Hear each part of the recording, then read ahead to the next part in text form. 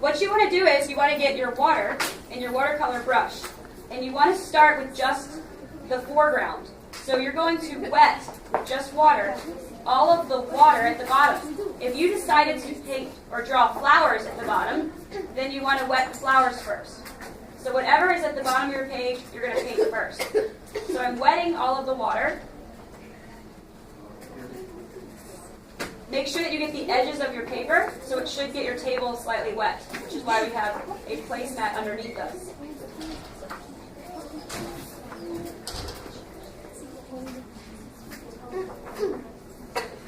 Anything that you wet is going to bleed into the shapes next to it.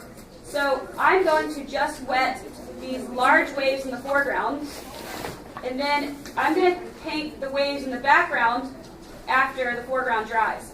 So I'm going to paint those second.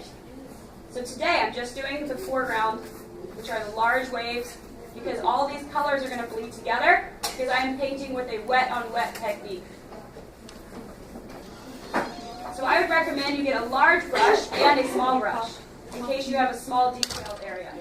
Okay, now that the paper is all shiny and completely wet, then you take the blue watercolor and you dip your brush in just so that just the tip of your brush goes into the paint, and you want to lay the paint down.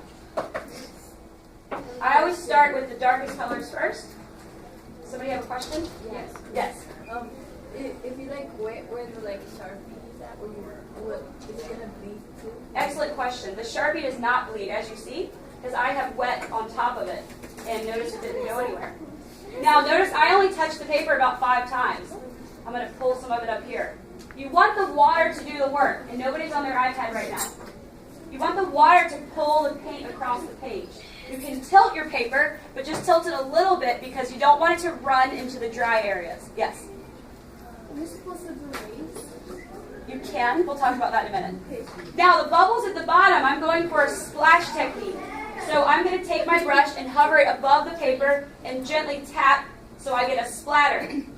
I'm not flinging my brush all the way to the ceiling, because then I am going to start painting my neighbors and painting the ceiling, and that's not what I'm going for. I don't want to make the classroom a mess. All right, now I'm going to switch colors. Renee, pay attention. So rinse your brush off, and I'm going to use a little bit of green, because if you notice when you look at the ocean, you'll see hints of green. And I'm just going to touch lightly, just the tip of my brush is touching the paper, a few areas. You can use purple, you can use green, you can use blue. It's your ocean, it's your art, so you can invent what colors you want to use. And then I dip it one more time for the splatter. Notice I'm holding the brush close to the paper. Excellent. Now, if there's an area that you notice is gathering too much water, you have a puddle. Get a little piece of tissue paper, and you want to hold it over that area, and it'll soak it up. So you can actually erase. You can also tilt your paper, and it runs and travels. Now, the last trick that we haven't done yet is using salt. So when you add salt to watercolor, it will crystallize any areas that have paint on them.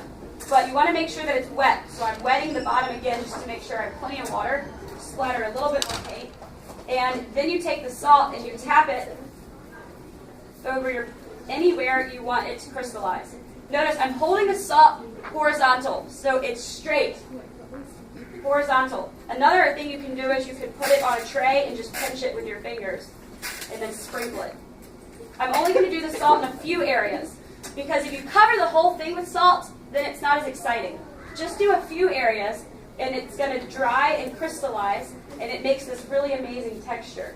And if only a few areas have the texture, it makes it more exciting. Does that make sense? Than if you did all of it crystallized. So now my water's done. That took me about, 8 minutes or so. Now I have to let it dry. When you carry it over to the drying rack, you want to hold it with one finger on each side and carefully pick it up to go to the drying rack. Because otherwise, it's going to drip all over the floor and mess up your painting. Any questions? So tomorrow we'll continue with the waves in the background. I'm going to make those lighter. Oh, just kidding. Next Thursday. We're going to do the waves in the background, and then let it dry, and then do the sky. I'll be able to do the waves next class and the sky next class because they're not touching. Then when these two areas dry, then the next class on Friday, we'll paint the mountains. And that we're going to use saran wrap for. Okay? All right. Thank you.